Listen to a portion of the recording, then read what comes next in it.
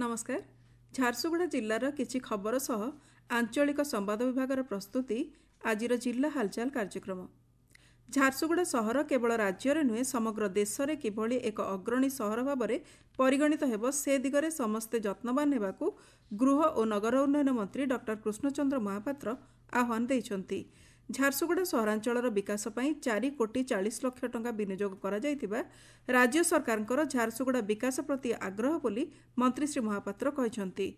सूचनायोग्य प्राय 2 कोटी 40 लक्ष टंकार विभिन्न उन्नयनमूलक कार्यक्रमर शिलान्यास नगर उन्नयन मंत्री द्वारा होइथिबा बेले पूर्वरु मुख्यमंत्री जिला गस्त करी 2 कोटी टंकार सहायता राशि झाडेश्वर मंदिर पारिपार्श्विक उन्नयन पई मंजूर करिसन्ति। झाडेश्वर मंदिर में पर्यटकों आनुषंगिक सुविधा, झारसुगुड़ा बंधर विकास, हटलीपड़ा बहुमुखी व्यावसायिक कम्प्लेक्स, सहरांचल जलाशय पुनरुद्धार और सौंदर्यकरण, भेंडिंग जोन, बीटीएम ठारे नूतन पौरपालिका कार्यालय पर शिलान्यास, मालीमुंडारे गोशाला तथा ग्रीनफिल्ड प्रकल्पर शिलान्यास हो जाइछि। जिला खनिज पांठी सम्मेलन कक्ष जिलापाल अध्यक्षतार अनुष्ठित समीक्षा बैठक में मंत्री डॉक्टर महापात्र परिमल और परिष्कार दिगरे शून्य सहनशीलता अवलंबन सरकार प्राथमिकता बोली कहवा सह प्रधानमंत्री मोदी आह्वान एक पेड़ माँ के नाम स्वच्छता ही सेवा अधुना अपरिहार्य बोली कहिथिले। आगामी दिन रे ए शहर मध्य सरस सुंदर हेबो एवं आर बृहत हेबो। ए शहरर विकास हवा संगे शहरर कलेबर मध्य वृद्धि हेबो। जे ए जो कार्यालय बनिबो ए कार्यालय आगामी 50 वर्ष को लक्ष्य करिके कार्यालय बना जाउछि। एक भव्य कॉर्पोरेटर ऑफिस टाइप र कार्यालय 5 कोटी टंका रे निर्मित हेबो एवं एथिरे सब प्रकार फैसिलिटीज रहइबो। लोक मानकर कार्य रे ए कार्यालय निश्चित भाव रे आसीबो। झारसुगुड़ा सहरांचलर विकास पई राज्य सरकार प्रतिश्रुतिबद्ध बोली झारसुगुड़ा विधायक टंकधर त्रिपाठी कहिसन्ति। झारसुगुड़ा वासींकर स्वप्न से स्वप्न को साकार करिवा पई प्रभु झाडेश्वरकर आशीर्वाद रु मां समलेश्वरीकर आशीर्वाद रु गोटे छोट चेष्टा आरंभ हेछि। झारसुगुड़ा को गोटे भारत वर्षर सर्वश्रेष्ठ जिला करिवा पई जहां जहां आवश्यकता अछि निश्चित भाव रे एथिकार विकास पई जहां जहां अर्थ दरकार राज्य सरकार जोगै देबे। एथिकार विकास रे कोनोसी बाधक हबो नाही। एबे सुनंतु किछि संवाद संक्षेप रे।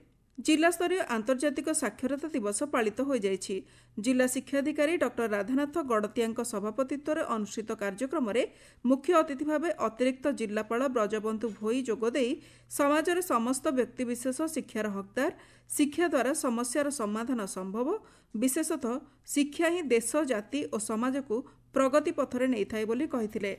समाजर निरक्षरता दूर करने समस्तंकर आंतरिक प्रचेष्टा हेबा जरूरी एवं ए दिगरे सचेतनता सृष्टि पई समस्ते जत्नवान हेबाकू आयोजित बैठक में आह्वान दिया जाइछि। पोष्य संतान ग्रहण प्रक्रिया रे झारसुगुड़ार जड़े 4 वर्षर झील और जड़े 3 मासर पुओं को कोलकातार 2 पृथक दंपति को हस्तांतर करा जाइछि। झारसुगुड़ा जिलापाल कुणाल मोतीराम चौहान उभय शिशु को हस्तांतर करथिले।